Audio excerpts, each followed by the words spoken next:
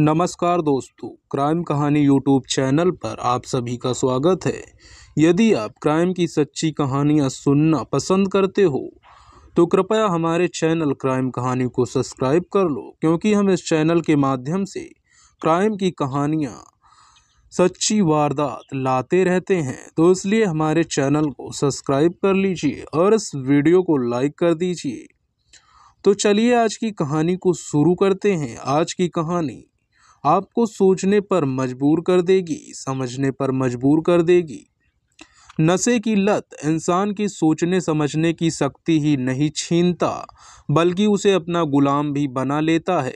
नशे की लत में डूबा इंसान कभी कभी ऐसे खतरनाक कदम उठा लेता है जिसके बारे में सोचा भी नहीं जा सकता। ऐसा ही कुछ सुमित के साथ भी हुआ। सुमित गाजियाबाद के इंदिरापुरम झारखंड 4 में अपने परिवार के साथ 2 बेडरूम फ्लैट में रहता था। परिवार में उसकी पत्नी अंशु बाला के अलावा 3 बच्चे थे। बच्चों में बड़े बेटे प्रथमेश के बाद 4 साल के 2 जुड़वा बेटे आकृति और आरव थे। प्रथमेश रिवेरा पब्लिक स्कूल में पहली कक्षा में पढ़ रहा था, जबकि उसकी पत्नी अंशु बाला इंदिरापुरम में मदर स्प्राइड स्कूल में टीचर थी। दोनों जुड़वा बच्चे इसी स्कूल में मां अंशु बाला के साथ पढ़ने जाते थे। स्कूल से लौटने के बाद अंशु बाला घर पर बच्चों को ट्यूशन पढ़ाती थी। बिहार के सार जिले के गांव अंजनी मकेर के रहने वाले भी एन सिंह सेना के से रिटायर हो चुके थे। उन्होंने सन 2011 में बेटी अंशु बाला उर्फ पूजा की शादी झारखंड के सिंहभूम के गांव आदित्यपुर के रहने वाले सुमित के साथ की थी। सुमित ने बीटेक कर रखा था। सुमित के पिता सर्वानंद सिंह व मां की सन 2012 में मृत्यु हो गई थी। परिवार में कुल 4 बहन भाई थे। बड़ा भाई अमित बेंगलुरु में एक आईटी कंपनी में इंजीनियर था और अपने परिवार के साथ वहीं रहता था। 4 बहनें थी, बड़ी किरण व गुड्डी और 2 छोटी बेबी व रिंकी। 3 बहनों की शादी हो चुकी थी। सबसे छोटी बहन रिंकी बड़े भाई अमित के साथ रहकर पढ़ रही थी। अंशु बाला के परिवार में उसके माता पिता के अलावा 2 भाई थे, पंकज और मनीष। दोनों ही शादीशुदा थे। पंकज गाजियाबाद वसुंधरा के सेक्टर 15 में अपने परिवार के साथ रहता था, जबकि छोटा भाई अपने परिवार के साथ दिल्ली के रोहिणी इलाके में रहता था। अंशु बाला के पिता भी एन सिंह और मां मीरा देवी पिछले 4 सालों से बेटी अंशु बाला के साथ रह रहे थे। इसकी वजह यह थी कि सुमित का ऑफिस के काम से बाहर आना जाना लगा रहता था।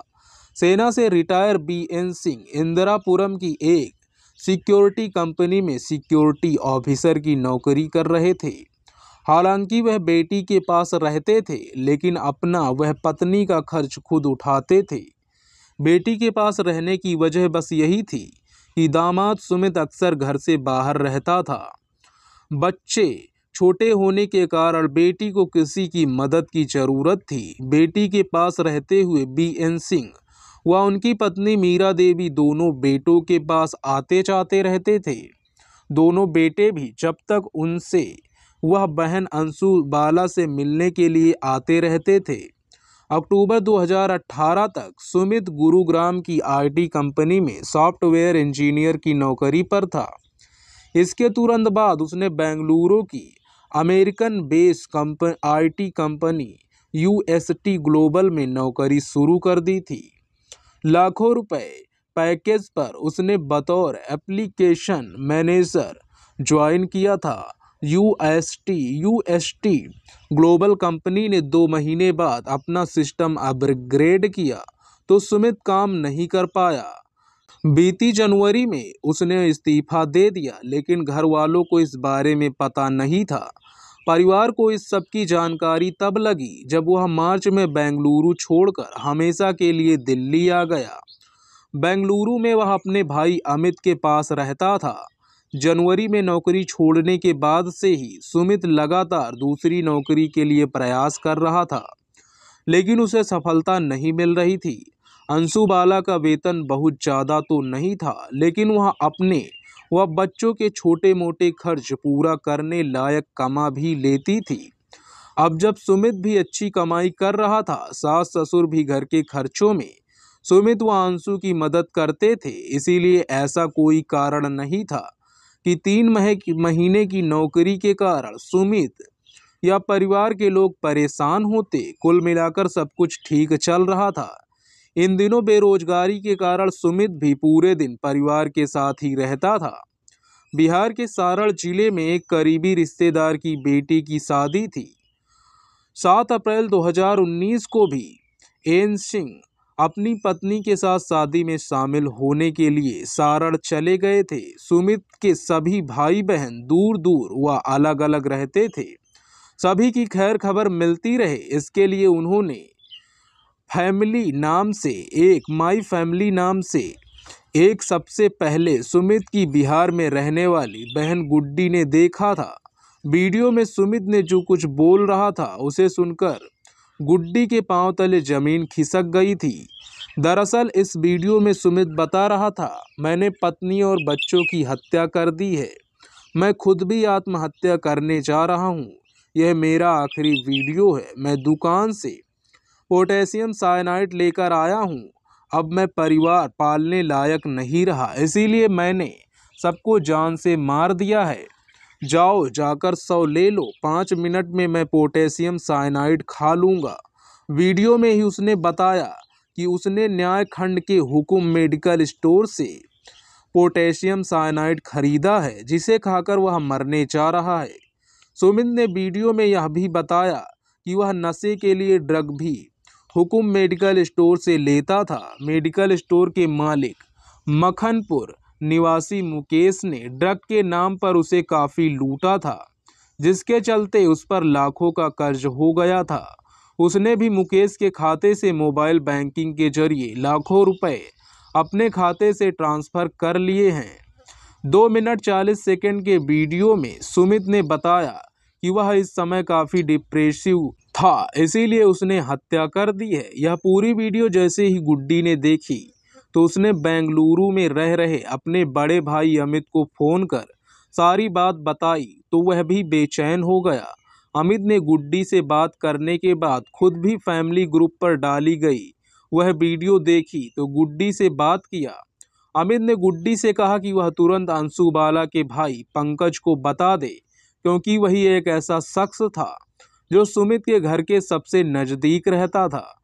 भाई की सलाह के बाद गुड्डी ने सुमित द्वारा ग्रुप में डाला गया वीडियो पंकज को भेज दिया और उससे फ़ोन पर बात की। गुड्डी ने पंकज को सारी बात बताई तो पंकज का भी सिर घूम गया।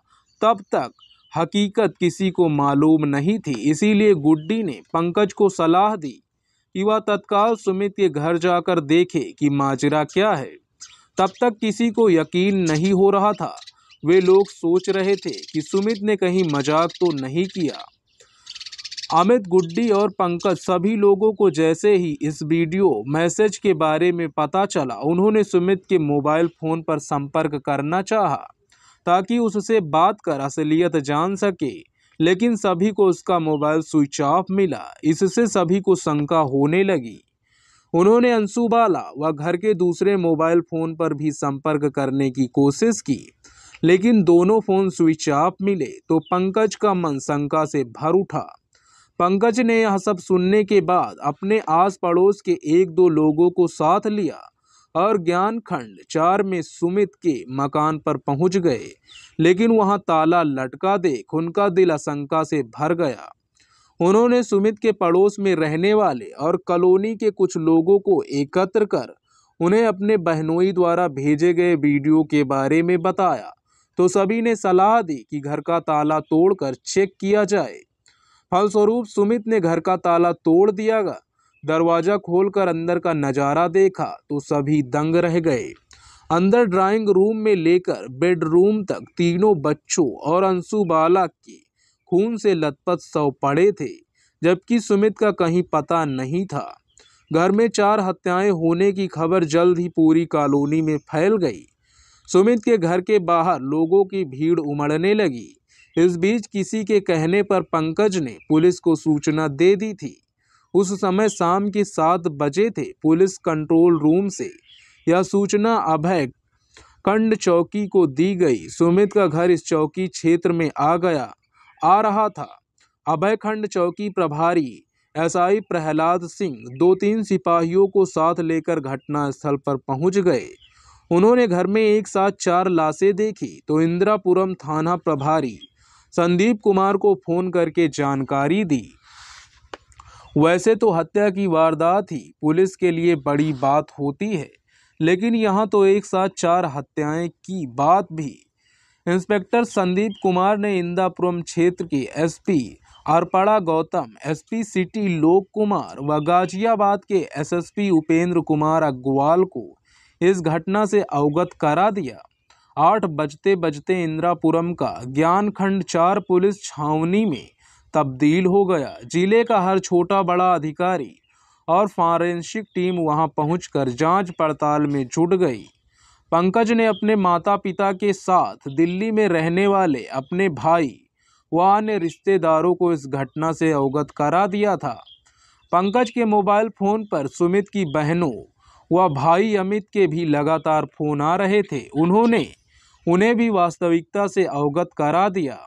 इंदिरापुरम पुलिस के साथ दूसरे तमाम अधिकारी जब घटना स्थल पर पहुंचे तो उन्होंने देखा कि 2 कमरों के फ्लैट के अंदर ड्राइंग रूम में खून से लथपथ प्रथमेश का शव पड़ा था। अंशु बाला का शव बेडरूम में जमीन पर पड़ा था, जबकि दोनों जुड़वा बच्चों के शव बेड पर पड़े थे।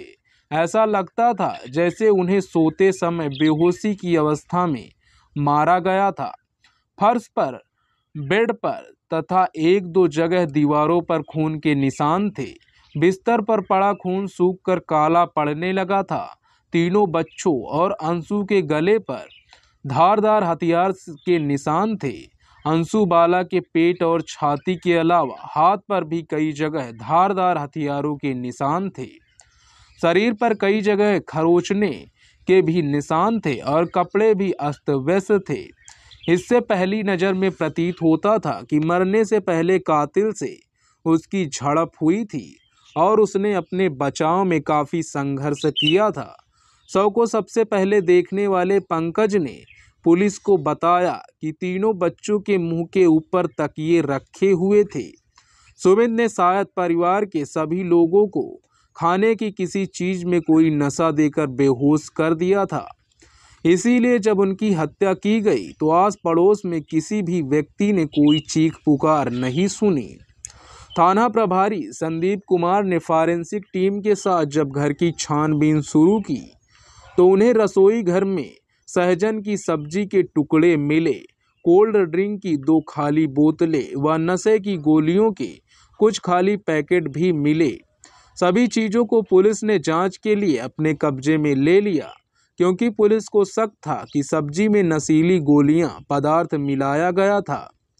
घर की तलाशी में पुलिस को अलग अलग साइज के 5 चाकू भी मिले, जिनमें 3 एकदम नए थे, जबकि 2 चाकुओं का इस्तेमाल हत्या में किया गया था, क्योंकि धोने या कपड़े के साफ करने के बावजूद उन पर कहीं कहीं खून के निशान साफ दिखाई दे रहे थे। फॉरेंसिक टीम ने जब जांच के बाद यह सभी सामान कब्जे में ले लिए। कई घंटे की मशक्कत और घटना स्थल का निरीक्षण करने के बाद पुलिस ने तीनों बच्चों व अंशु बाला के शव पोस्टमार्टम के लिए जिला अस्पताल भिजवा दिया। रात में पंकज के भाई मनीष व दूसरे रिश्तेदार भी गाजियाबाद पहुंच गए। अंशु बाला के भाई पंकज की शिकायत के आधार पर इंदिरापुरम पुलिस ने 21 अप्रैल 2019 को ही धारा 302 के तहत हत्या का मामला दर्ज कर लिया था।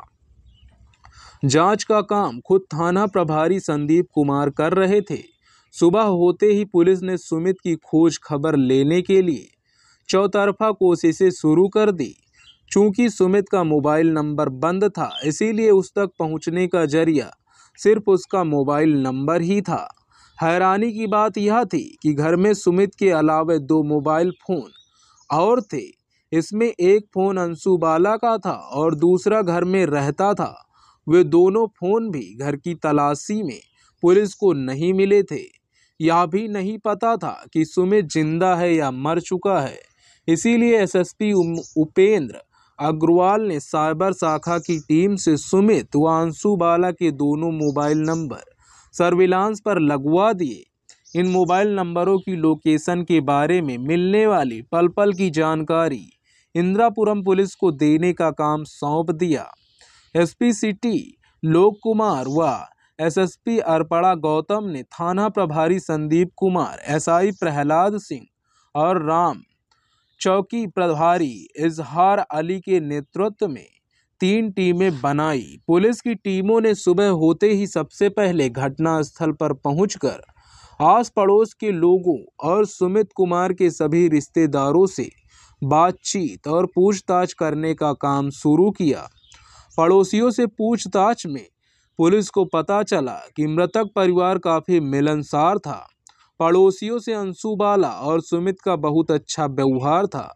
कॉलोनी के गार्ड इंद्रजीत ने बताया कि सुबह 3 बजे सुमित यह कहकर बाहर गया था कि वह थोड़ी देर में आ रहा है।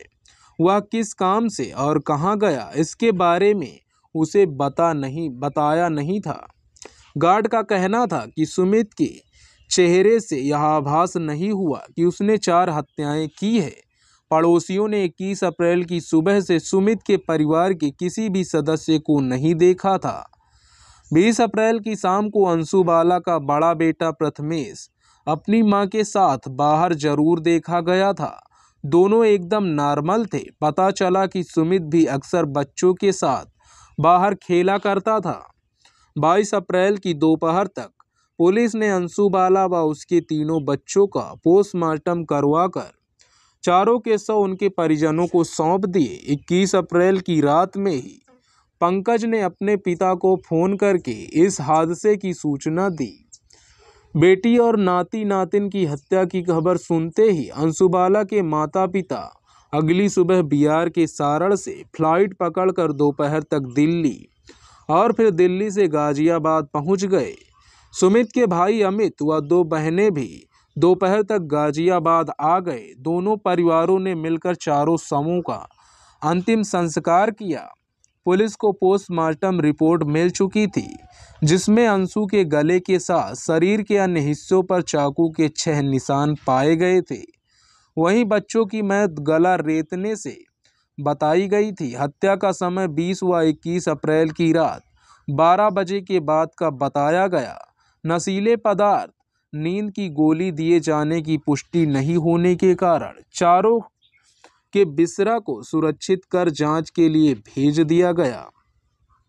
अंतिम संस्कार के बाद अंशु बाला के माता पिता व परिवार के अन्य लोग इंदिरापुरम थाने पहुंचे और वहां उन्होंने थाना प्रभारी संदीप कुमार को बताया कि घर में कोई आर्थिक तंगी नहीं थी। सुमित ने सामूहिक हत्या कर घर में लूटपाट की है। वह गहने और नकदी लेकर फरार हुआ है। परिजनों का तर्क था कि यदि उसे आत्महत्या करनी होती तो वह पत्नी और बच्चों के साथ ही जान दे देता। परिजनों ने हत्यारोही सुमित के भाई और बहन को गिरफ्तार करने की मांग की। परिजनों ने यह भी बताया कि 8 अप्रैल को ही आकृति व आरव का जन्मदिन हंसी खुशी से मनाया गया था। अंशु बाला के पिता भी एन सिंह ने पुलिस को बताया कि वह अपनी पत्नी मीरा सिंह के साथ बेटी अंशु बाला के साथ ही रहते थे।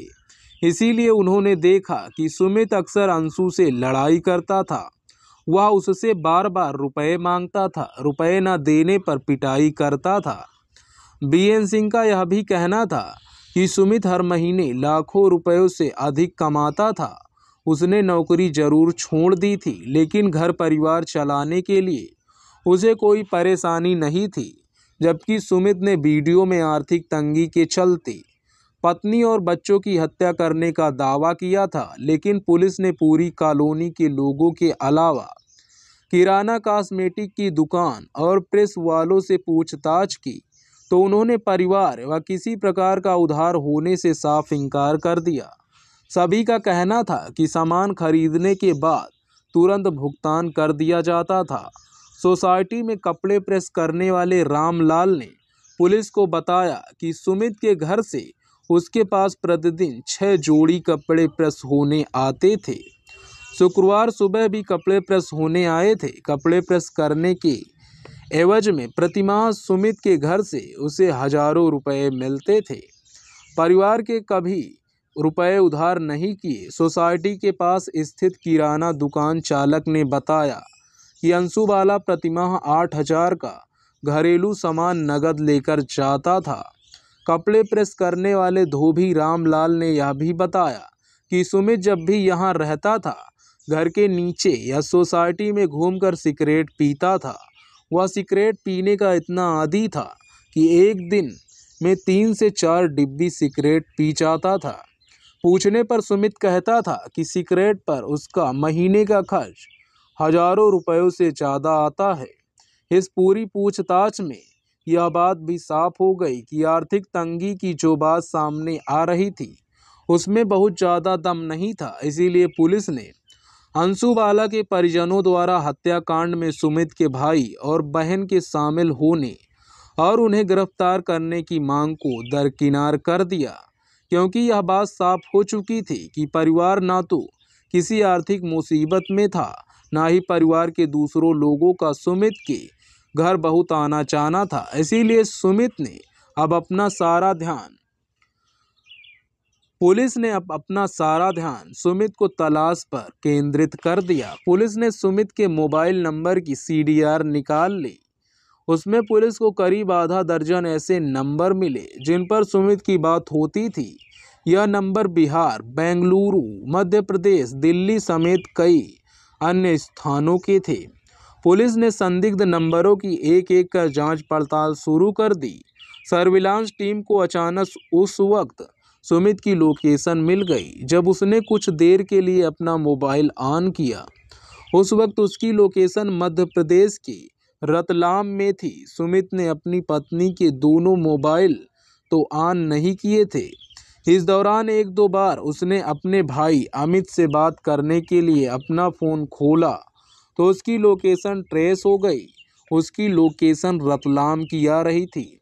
सुमित ने जब भी अपने भाई से बात की तो उसने यह तो नहीं बताया कि वह कहाँ है, लेकिन उसने बार बार यह कहा कि वह बहुत परेशान था, इसीलिए उसने इतना बड़ा कदम उठा लिया।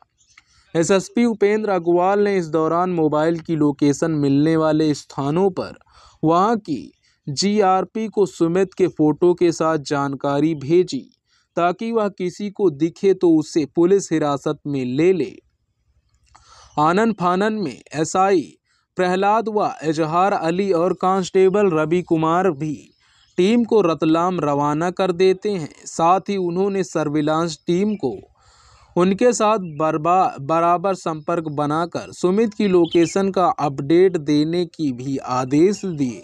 चूँकि सुमित के कई रिश्तेदार व जानने वाले मध्य प्रदेश में रहते थे, इसीलिए आशंका थी कि वह वहां पर अपनी पहचान छिपाकर कहीं छिपा होगा। भले ही उसने वीडियो में कहा था कि वह 5 मिनट में आत्महत्या कर लेगा, लेकिन रतलाम में उसकी लोकेशन मिलने और अभी तक की जांच में ऐसा नहीं लग रहा था कि वह मौत को गले लगा चुका होगा। इस दौरान 2 अप्रैल 2019 की शाम को अचानक इंदिरापुरम पुलिस ने औषधि विभाग के निरीक्षक वैभव बब्बर के साथ न्याय खंड 3 में स्थित हुकुम मेडिकल स्टोर पर छापा मारा। सुमित ने भेजे गए वीडियो में इसी मेडिकल स्टोर का जिक्र किया था।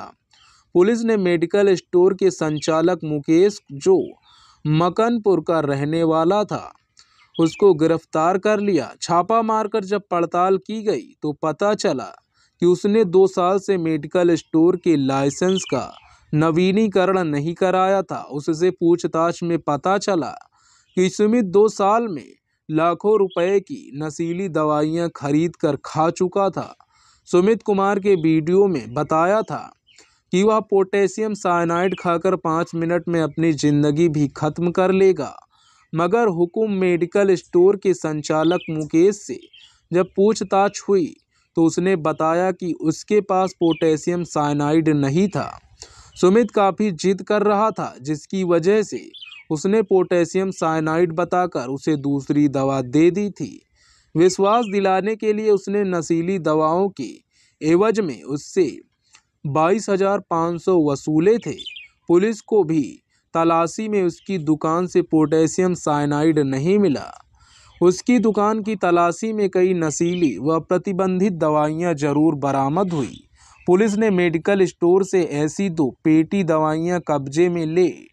पुलिस ने औषधि निरीक्षक की शिकायत पर मुकेश के खिलाफ NDPS एक्ट के तहत रिपोर्ट दर्ज करके उसे गिरफ्तार कर लिया और दुकान सील कर दिया। लेकिन सुमित की गिरफ्तारी व उसके परिवार के चारों सदस्यों की मौत की गुत्थी अभी तक उलझी ही थी।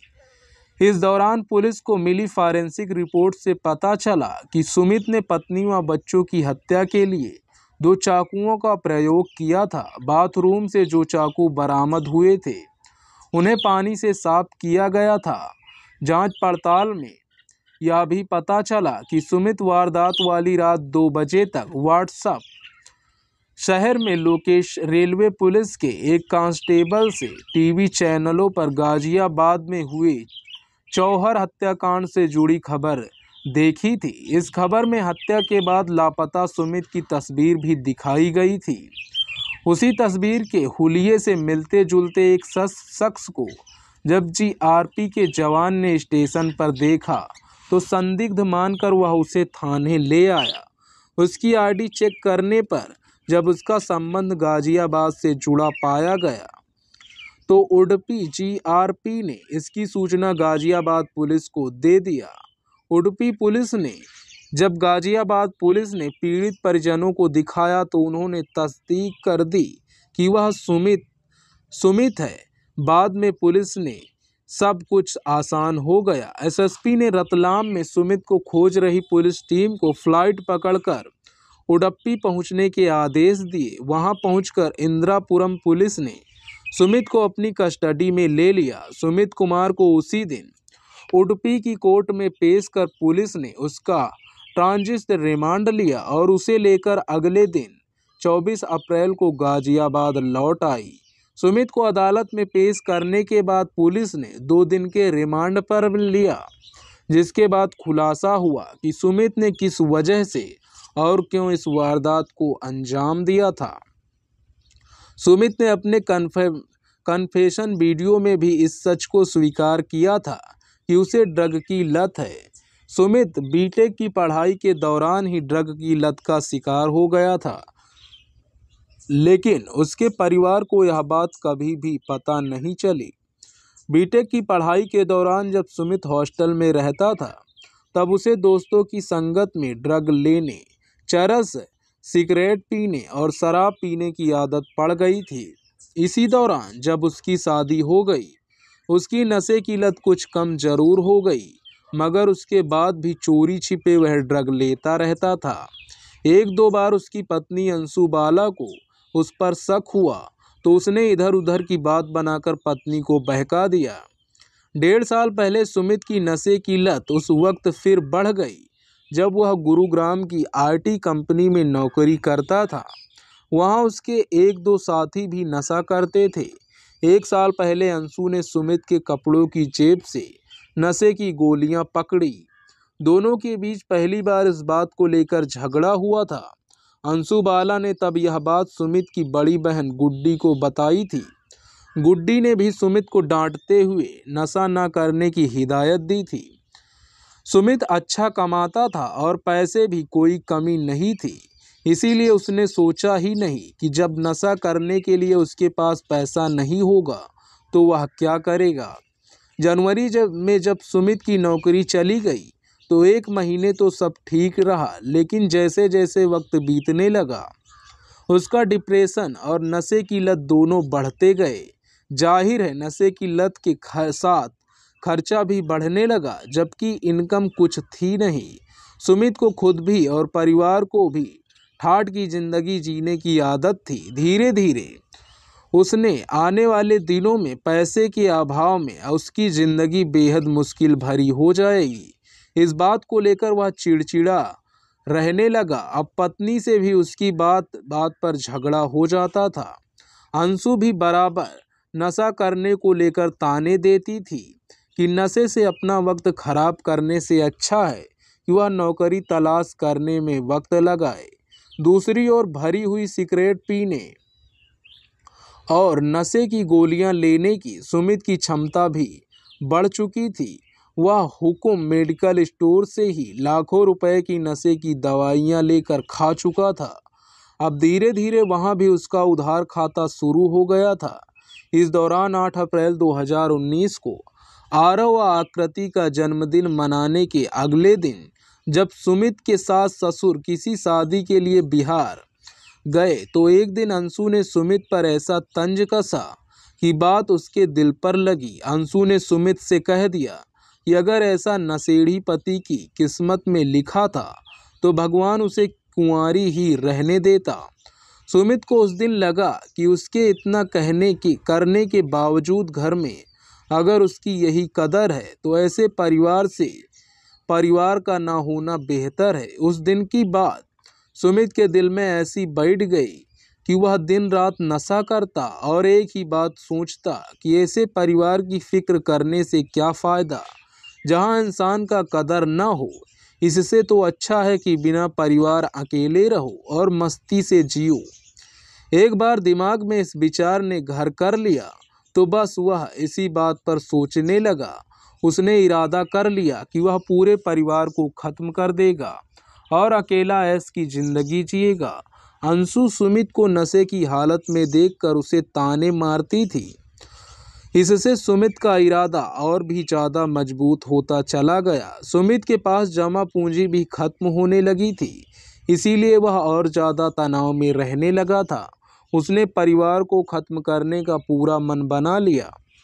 18 अप्रैल 2019 को वह अपनी नशे की दवा और पोटेशियम साइनाइड लेने के लिए मुकेश के मेडिकल स्टोर पर गया। दवा लेने के बाद उसने पेमेंट किया। वहाँ मुकेश के कहने पर उसने किसी दवा व्यापारी को ऑनलाइन पेमेंट करने में उसकी मदद की। उसी दौरान उसने मुकेश के खाते से 1 लाख रुपए अपने खाते में भी ट्रांसफ़र कर लिए। वह जानता था कि 1-2 दिन में मुकेश को यह बात पता चल जाएगी कि चोरी छुपी उसने उसके खाते से 1 लाख रुपए ट्रांसफ़र कर लिए हैं। उसी दिन सुमित ने चाकुओं का एक सेट भी खरीद लिया था। घर आकर उसने घर में अंशु को चाकुओं का एक सेट दिया तो उसने इस बात पर सुमित को फटकारा कि जिस चीज़ की ज़रूरत नहीं थी उसे वह क्यों लाया। फिर 20 अप्रैल की रात आ गई जब उसने परिवार को खत्म करने की ठानी। रात को उसने पहले परिवार के सभी लोगों को खाने के बाद पीने के लिए कोल्ड ड्रिंक दिया जिसमें उसने नींद की दवा मिला रखी थी। बच्चों पर दवा का असर जल्दी हो गया और वे कोल्ड ड्रिंक पीकर बेसुध हो गए, लेकिन अंशु पर नशे का असर धीरे धीरे हो रहा था। सुमित ने सबसे पहले अपने बड़े बेटे प्रथमेश का गला काटा क्योंकि वह प्रथमेश को सबसे ज़्यादा प्यार करता था। उसे मालूम था कि अगर उसने प्रथमेश की हत्या पहले कर दी तो वह परिवार के दूसरे सदस्यों को आसानी से मार देगा, क्योंकि सबसे ज़्यादा प्यारी चीज़ को खत्म करने के बाद इंसान के लिए कम महत्व की चीज़ों को मिटाना ज़्यादा आसान होता है। प्रथमेश की हत्या के बाद सुमित अंशु बाला की हत्या करने के लिए उसके पास पहुंचा तो संयोग से तब तक अंशु बाला के ऊपर कोल्ड ड्रिंक्स में मिली दवा का असर कम हो चुका था। इसीलिए उसने सुमित का प्रतिरोध शुरू कर दिया। यही कारण था कि सुमित ने उसका गला काटने से पहले चाकू से कई बार गले के अलावा शरीर के दूसरे अंगों पर भी किए। इससे अंशु बाला के शरीर पर कई जगह खरोच के निशान आ गए थे। आखिर वह पत्नी की हत्या करने में सफल हो गया। इसके बाद उसने बारी बारी से जुड़वा बेटा बेटी आरव और आकृति का भी गला काट कर उन्हें मौत के घाट उतार दिया।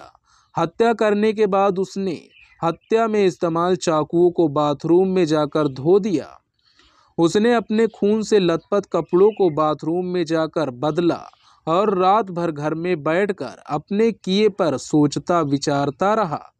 उसने मन में विचार आया कि वह खुद भी आत्महत्या कर ले, लेकिन कई घंटे सोच विचार के बाद सुमित ने सुबह करीब 3 बजे एक बैग में कपड़े और घर में रखे गहने व नकदी रखे और घर का ताला लगाकर घर से निकल गया।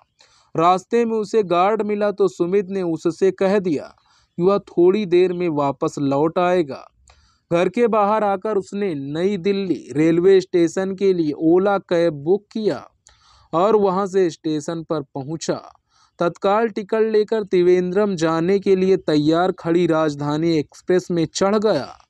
घर से चलते वक्त सुमित अपने घर के दोनों फोन भी साथ ले गया था। उसने उन दोनों फोनों को ट्रेन में चलते ही बंद कर दिया था।